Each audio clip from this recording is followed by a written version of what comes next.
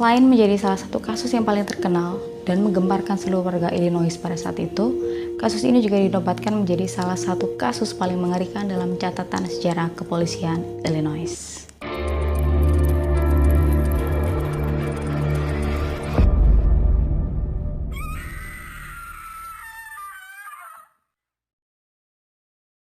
Oh hi guys, nice to meet you again. Selamat datang kembali di channel aku di Stephanie's Room. Dan di channel aku ini aku bakal bahas tentang kasus-kasus kriminal, unsolved crime, dan juga kasus-kasus misteri. You can klik tombol subscribe dan klik lonceng notifikasi sehingga kalian dapatkan pemberitahuan setiap kali aku upload video baru setiap minggunya. So hari ini sebelum aku mulai cerita, aku make sure dulu kalian bisa duduk yang nyaman, siapin camilan karena ceritanya bakal agak panjang. Dan aku harap kalian bisa enjoy dengan cerita yang aku bawain hari ini. Siapin mental kalian karena kita bakal masuk ke cerita. Let's begin to the story. Sylvia Mary Likens. Buat kalian yang belum pernah dengar, jadi Sylvia Mary Likens ini adalah seorang gadis yang lahir pada tanggal 3 Januari 1949 dari seorang pasangan yang bekerja sebagai pekerja di sebuah karnaval. Dan berasal dari 5 bersaudara dan memiliki orang tua yang bernama Lester Cecil Likens sebagai ayahnya dan Elizabeth Betty Frances sebagai ibunya. I don't know how to pronounce it, jadi kalau misalkan ada yang salah dari pengucapannya, you can koreksi ini di kolom komentar di bawah.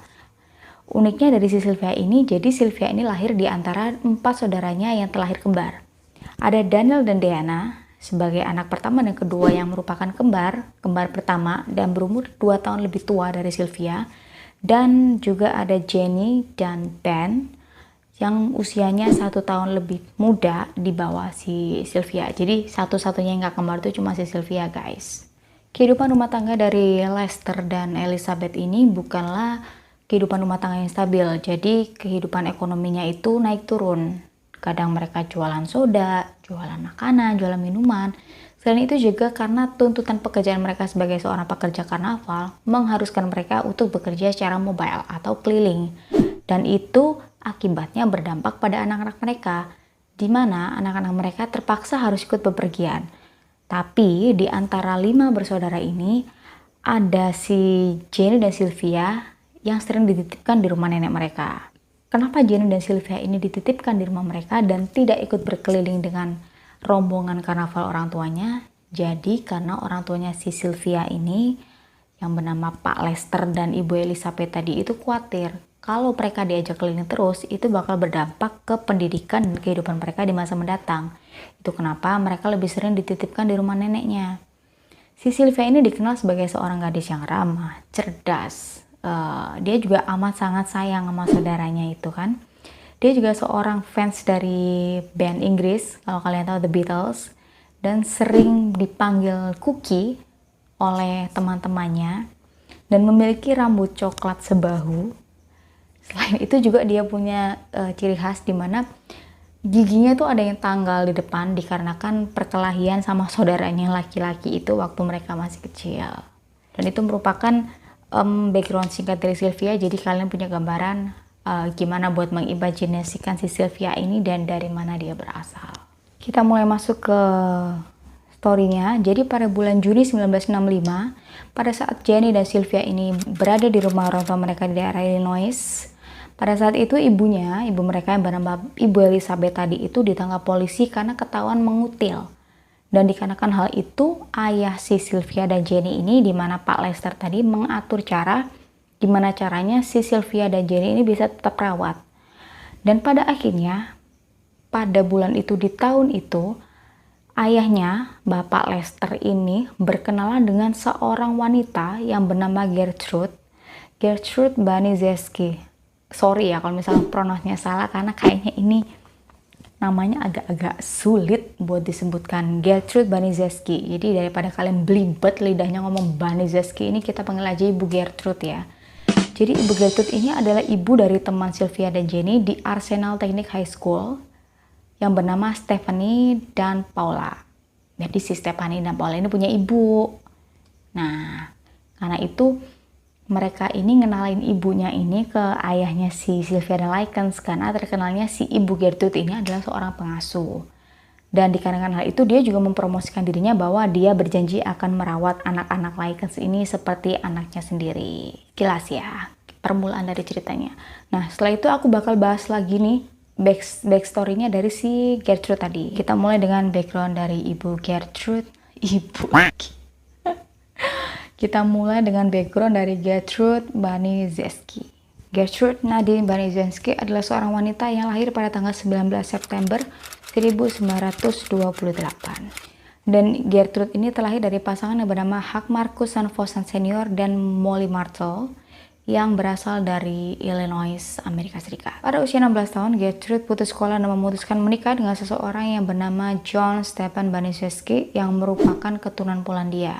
Setelah bercerai dengan John Stephen tadi, Gertrude ini nikah lagi dengan seorang pria bernama Edward Guthrie. Namun sayangnya pernikahan ini hanya berlangsung selama 3 bulan hingga akhirnya mereka bercerai. Dan lucunya, Gertrude ini nikah lagi sama suaminya yang pertama tadi, yang namanya Pak John Stephen tadi. Tapi pada akhirnya cerai lagi juga buat yang kedua kali. Dan mereka bercerai untuk kedua kalinya di tahun 1963. Otomatis dia udah cerai selama 3 kali ya. John Stephen tadi yang pertama, terus sama si Pak Edi tadi. Pak Edi bukan sih. Pak Edi terus nikah lagi sama John, terus cerai lagi, akhirnya 3 kali. Dan setelah perceraian yang ketiga ini, si Gertrude ini menikah lagi dengan seorang pemuda yang berusia waktu itu 22 tahun yang bernama Dennis Lee Wright. Dan dengan pernikahannya dengan si siapa ini? Si Dennis ini, si Gertrude mendapatkan satu orang putra yang diberikan nama Dennis Lee Wright Jr. Dan sayangnya setelah anak mereka lahir, si Gertrude ini cerai lagi, jadi otomatis dia udah cerai selama 4 kali. Lalu pada akhirnya tahun 1965 Gertrude ini tinggal bersama 7 orang anaknya dari 4 pernikahannya tadi ya.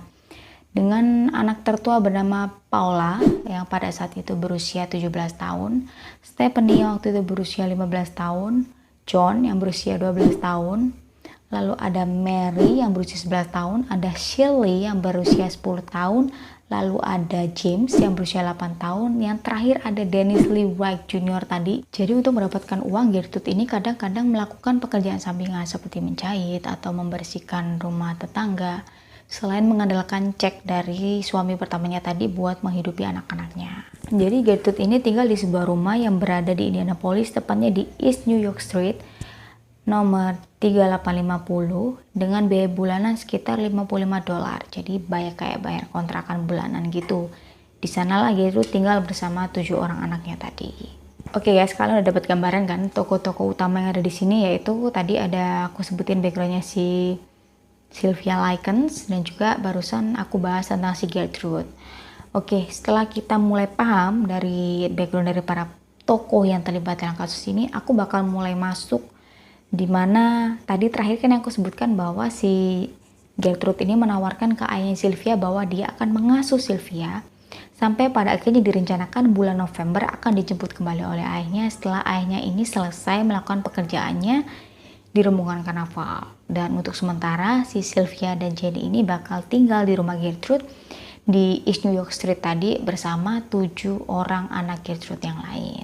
Akhirnya setelah liburan pada tanggal 4 Juli 1965, Sylvia dan Jenny akhirnya resmi pindah ke rumah Gertrude dengan perjanjian bahwa pada bulan November mereka akan dijemput oleh orang tua mereka setelah orang tua mereka selesai melakukan perjalanan rombongan karnaval, dengan perjanjian untuk membayarkan biaya pengasuhan sebesar $20 setiap minggunya yang dikirimkan oleh orang tua Sylvia dan Jenny untuk Gertrude sebagai biaya untuk merawat anak-anak mereka selama tinggal di rumah Gertrude. Selama minggu-minggu awal Sylvia dan Jenny tinggal di rumah Gertrude, semuanya masih normal-normal aja. Bahkan Sylvia ini sering ikut kayak nyanyi di sekolah minggu gitu sama Stephanie, dan kelihatan akur-akur aja gitu sama anak-anak Gertrude yang lain. Jadi Sylvia dan Jenny juga kadang suka bantu-bantu di rumah Gertrude itu, kayak mungkin bantu cuci piring, bantu nyapu rumah, intinya ikut membantu meringankan beban Gertrude dengan pekerjaan rumah tangga lah di situ. Tadi sebelumnya udah aku sebutin kan bahwa orang tua Sylvia ini bakal memberikan biaya mingguan sebesar $20.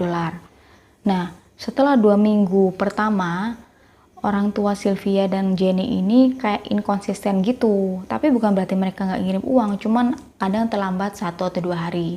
Dan dari sinilah gelagat si Gertrude ini mulai aneh, mulai kelihatan gitu.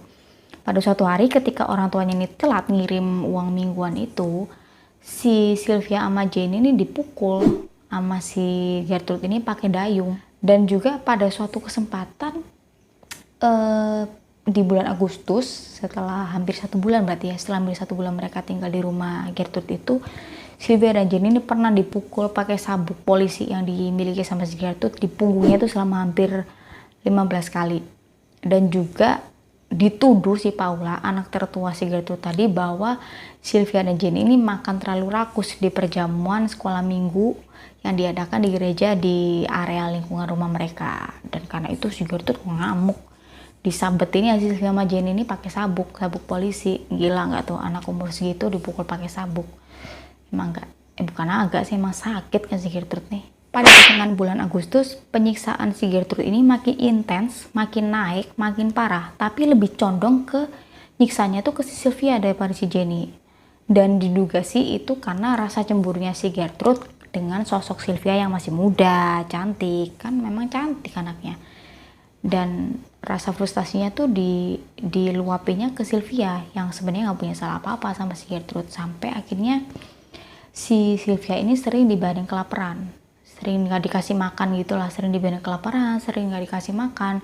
Bahkan kalaupun dikasih makan tuh dikasih makanan bekas. Selain dari kejadian-kejadian tadi yang aku sebutkan yang menimpa Sylvia, pada kesempatan lain jadi ada seorang anak tetangga yang bernama Randy Gordon Leper yang merupakan tetangga di lingkungan area rumah si Gertrude dan Paula tadi, itu diundang buat makan malam ke rumah Gertrude. Dan pada saat itu si Sylvia ini dipaksa buat makan hotdog, jadi kayak dijejel-jejelin gitu dengan sebuah hotdog yang full sama mustard. Biasanya kalau hotdog kan isinya mustard, saus, terus kayak ada bumbu-bumbu lain lah. Itu tuh dibuat kayak overwhelming gitu loh bumbunya, sampai akhirnya si Sylvia ini muntah dan dipaksa buat makan muntahannya Sylvia sendiri tadi sama si Gertrude, Paula, dan si Randy Gordon Leper tadi. Kembali ke kehidupan sekolah. Jadi saat di sekolah, anak kedua Gertrude yang bernama Stephanie tadi itu rencananya dilamar sama seorang anak laki-laki. Dan pada saat itu nggak tahu dari mana Stephanie ini dengar desas-desus kalau si Sylvia ini kayak ngelakuin fitnah gitu tentang hal yang nggak baik tentang Stephanie di sekolah itu. Sylvia yang dengar tentang berita itu kaget kan, si Sylvia ngapain gitu. Akhirnya dia pulang ke rumah terus langsung konfrontasi ke si Sylvia, lo ngapain sih nyebarin berita-berita yang gak benar tentang gue, lo tuh ada masalah apa sama gue? Tapi waktu itu Sylvia memang mengaku bahwa dia memang melakukan hal itu. Alasannya sih karena dia merasa sakit hati atas perlakuan keluarga Gertrude itu ke dia, dan dia melampiaskannya dengan menyebarkan berita yang nggak benar tentang Stephanie. Dan waktu itu si Stephanie sama si Sylvia ini sama-sama nangis karena kejadian itu. Tapi di sisi lain, pacarnya si Stephanie yang bernama Coy, nggak tahu Tanya Coy apa Coy ya, kayaknya sih Coy, mana ya Coy.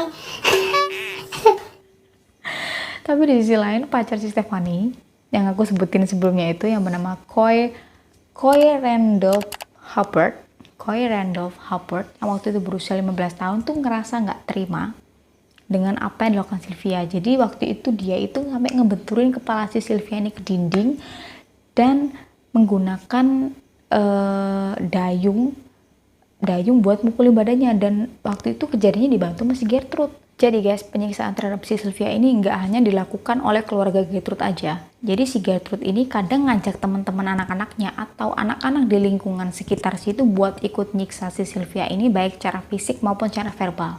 Termasuk si Coy Hubbard tadi.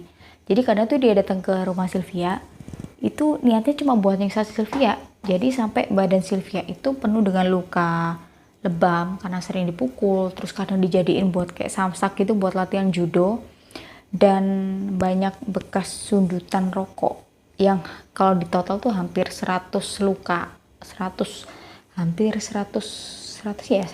luka lah di badannya itu. Dan banyak juga tindakan-tindakan yang sosial judes yang melukai alat vital si Sylvia. Mungkin sebagian dari kalian bertanya-tanya kenapa Sylvia dan Jenny ini nggak berusaha buat konfirmasi hal ini atau melaporkan hal ini kepada keluarganya. Alasannya adalah karena mereka takut kalau mereka melapor, hal itu justru akan memperburuk keadaan mereka, terutama Jenny. Jadi Jenny diancam kalau sampai dia berani melapor, maka dia akan disiksa dengan tingkat frekuensi penyiksaan atau tingkat keparahan yang sama seperti yang dialami oleh Sylvia. Lalu pada tanggal 5 Oktober, itu adalah tanggal terakhir di mana orang tua Sylvia ini sempat bertemu dengan Sylvia dan Jenny.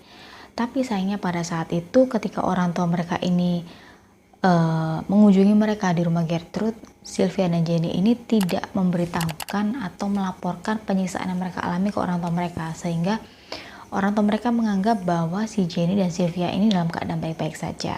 Dan you know what, ketika kunjungan orang tua itu, ketika Sylvia dan Jenny ini memilih buat diam, si Gertrude ini dengan kejamnya bilang pas orang tua mereka udah pergi, mereka tuh bilang kayak gini ke Sylvia sama Jenny, sekarang kalian mau ngapain? Orang tua kalian udah pergi sekarang. Kayak gitu. Antagonis banget kan? Kebayang sih.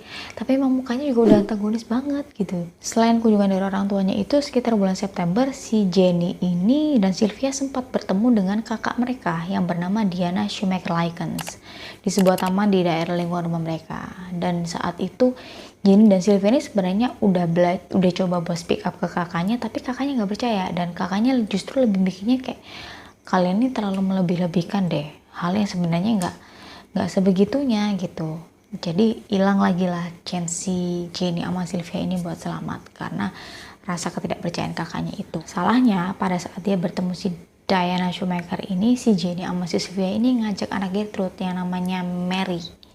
Ini sempat aku sebut ya, ada yang namanya Mary ya, dari 7 orang anak Gertrude ini.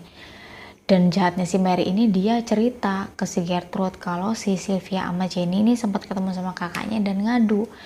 Dan karena itu si Sylvia ini dihukumnya dengan cara Sylvia ini direndam di dalam sebuah bak yang berisikan air panas dan kepalanya dibentur-benturin. Dan jahatnya, tujuannya kepala dibenturin ini jadi setiap kali si Sylvia ini pingsan, dibenturin lagi biar Sylvia sadar lagi. Begitu terus berulang-ulang. Tidak lama setelah kejadian itu, seorang tetangga di lingkungan rumah Sylvia dan Jenny tadi, di rumah Gertrude lebih tepatnya, diketahui telah menelpon secara anonim ke Arsenal Technic High School dengan mengatakan bahwa ada seorang anak yang mempunyai badan penuh luka di lingkungan tempat dia tinggal, tempatnya di rumah Gertrude Baniszewski tadi.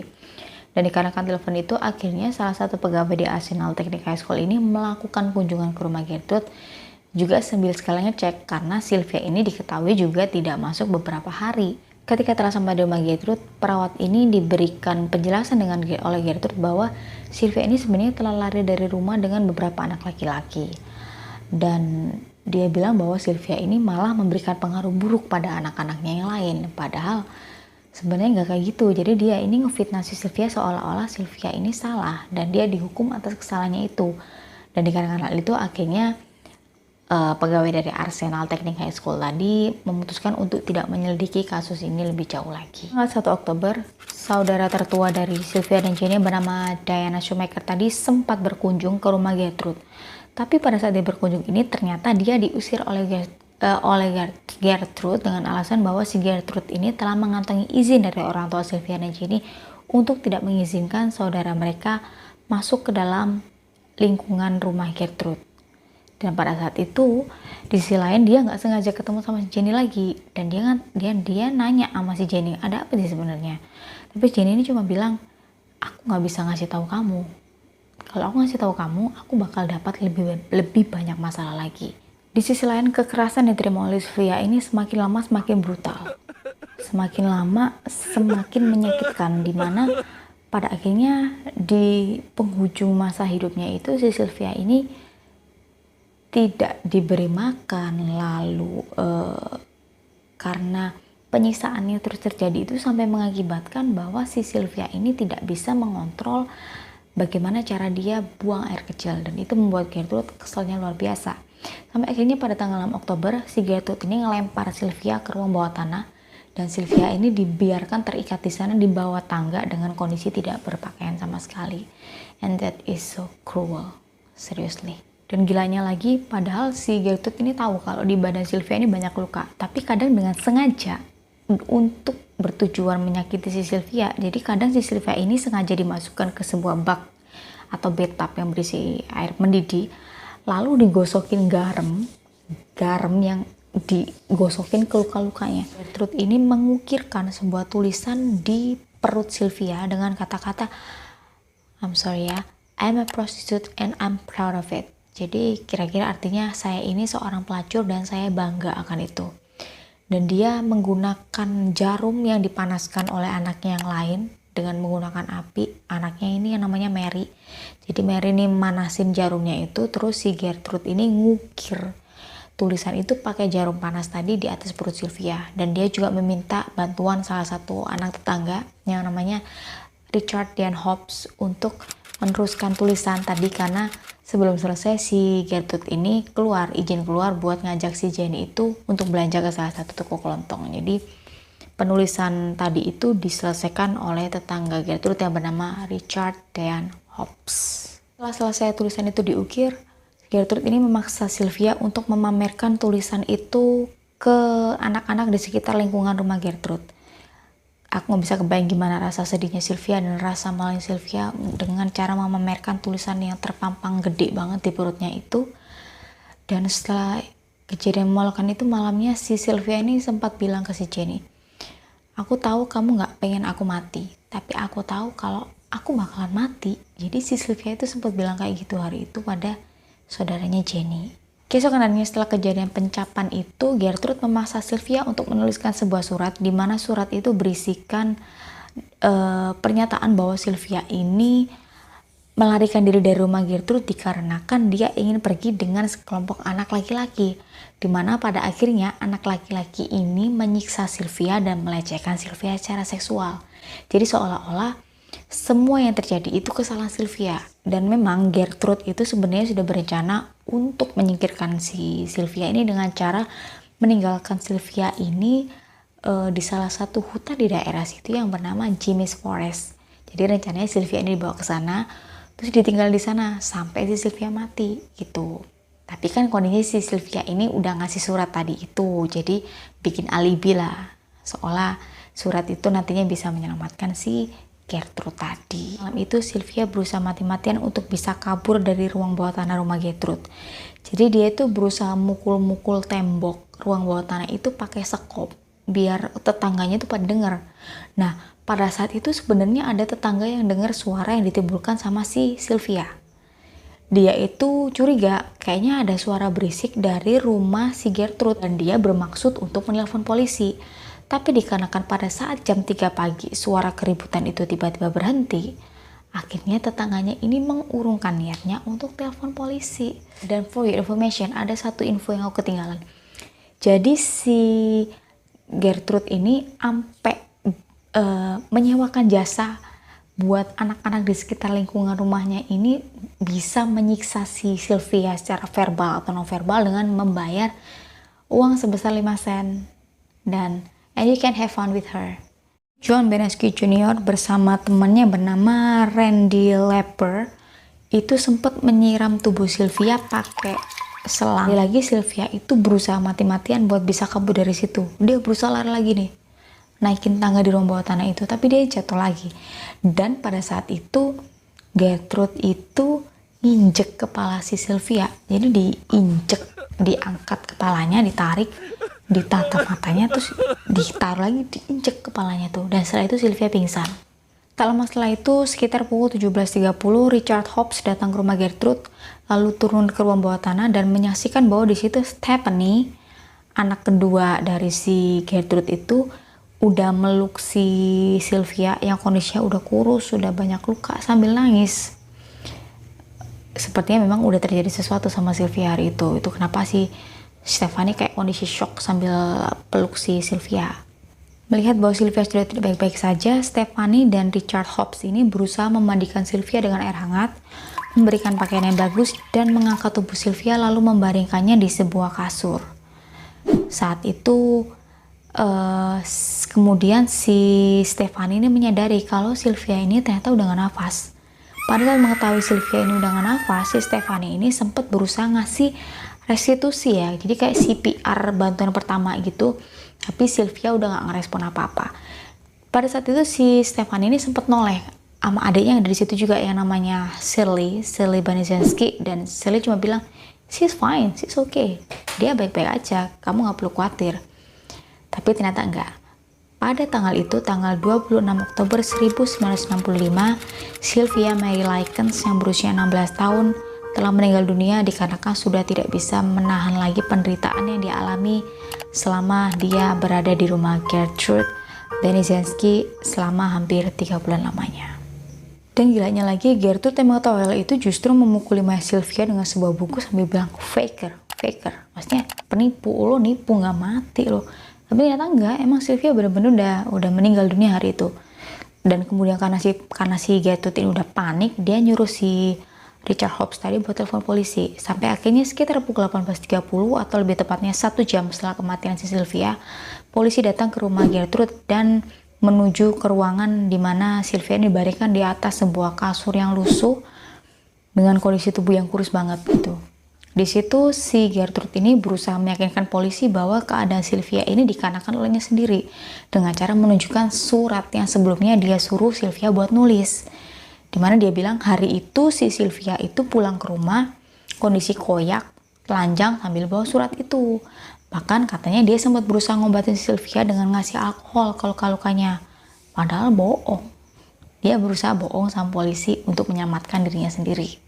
Gimana kabar Jenny Likens? Jadi Jenny Likens yang merupakan saudari dari Sylvia pada hari itu dalam kondisi shock. Ternyata telah di briefing sama keluarga Gertrude apa yang harus dia katakan ke polisi kalau misalkan kejadian paling buruk menimpa Sylvia. Tapi sebelum polisi pergi, Jenny ini sempat berbisik ke salah satu pegawai polisi dan berkata bahwa aku keluar dari sini dan aku akan memberitahu segalanya kepada Anda. Dan berdasarkan dari pengakuan Jenny itu, setelah Jenny dibawa pergi dari rumah itu, terbongkarlah semua kebusukan si Gertrude. Hingga akhirnya Gertrude dan para penyiksa Sylvia Likens berhasil ditangkap oleh pihak yang berwajib. Di mana 3 anak tertua Gertrude, yakni Paula, Stephanie, dan John, termasuk Coy Hubbard, ditahan di sebuah tahanan remaja di wilayah terdekat, sedangkan anak-anak Gertrude yang lain yang usianya relatif jauh lebih muda dititipkan di sebuah rumah penjagaan anak di daerah Illinois.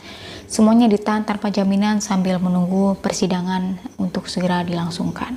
Selama proses penyelidikan, Gertrude ini sering menggunakan anak-anaknya sebagai alibi terhadap penyiksaan dilakukan terhadap Sylvia.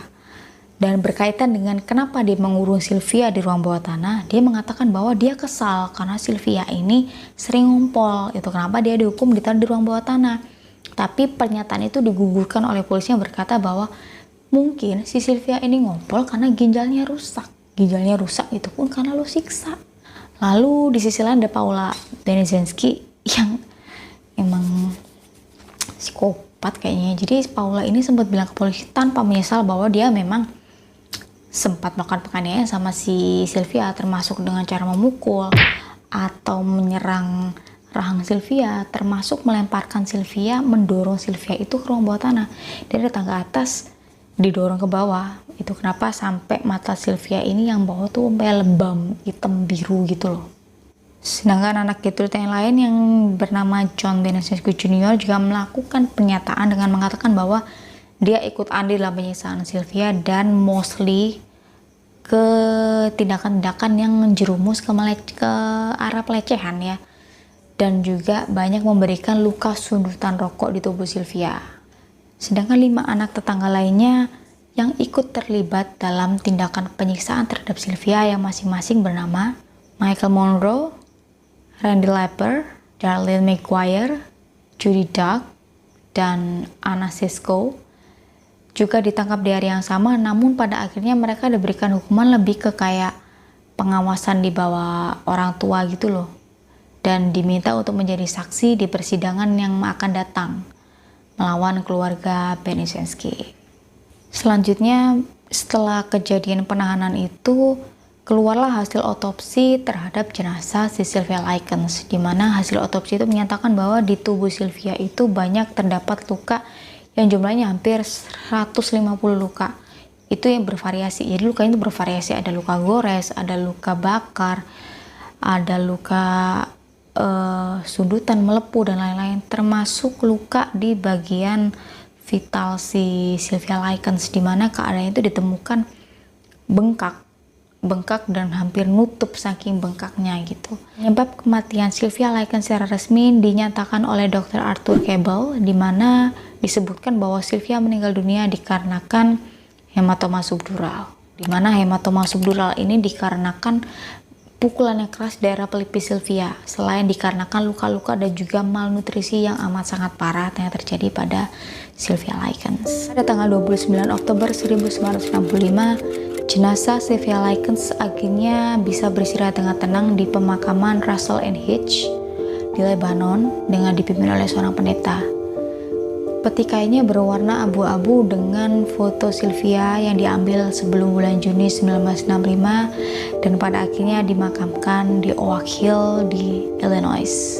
Pada tanggal 30 Desember 1965, masing-masing Gertrude, Paula, dan John Benesinski Jr. didakwa telah melakukan tindakan pembunuhan tingkat pertama oleh Marion County Grand Jury. Sisi lain adalah Richard Hobbs dan Coy Hubbard yang juga didakwa mengenai tindakan penganiayaan yang akhirnya menimbulkan luka-luka pada tubuh Sylvia dengan menggunakan niat jahat. Dakwaan diberikan oleh hakim kepada Richard Hobbs dan Coy Hubbard. Ada yang bertanya-tanya kenapa tidak ada nama Stephanie yang terseret di persidangan ini? Kenapa Stephanie tidak ada di dalam runtutan para pelaku yang terseret ke pengadilan ini adalah dikarenakan tidak adanya bukti-bukti yang cukup untuk bisa menyeret Stephanie dalam kasus ini. Karena memang Stephanie cuma sedikit banget terlibat, kayaknya baru yang tadi lah, yang dia pulang dari sekolah terus dia kesel karena dia ngerasa difitnah sama Sylvia. Ini udah itu aja sih. Dan setelah dia mendapatkan kebebasan itu, dia berjanji untuk bersaksi melawan keluarganya di pengadilan. Pada tanggal 18 April 1996, di hadapan Hakim Rob di gedung City County, Gertrude, Paula, John Benesinski Jr. dan juga Coy Hubbard dan juga Richard Hobbs mengikuti pengadilan perdana mereka. Akhirnya pada tanggal 20 Mei 1966 dijatuhkanlah vonis hukuman resmi kepada para pelaku, di mana Paula dan Gertrude Benesinski dihukum dengan hukuman penjara selama seumur hidup, dan pada hari yang sama masing-masing John Benesinski Jr., Coy Hubbard dan Richard Hobbs juga dijatuhi hukuman bervariasi di antara 2 sampai 21 tahun dan diwajibkan untuk bertugas di Indiana Reformatory.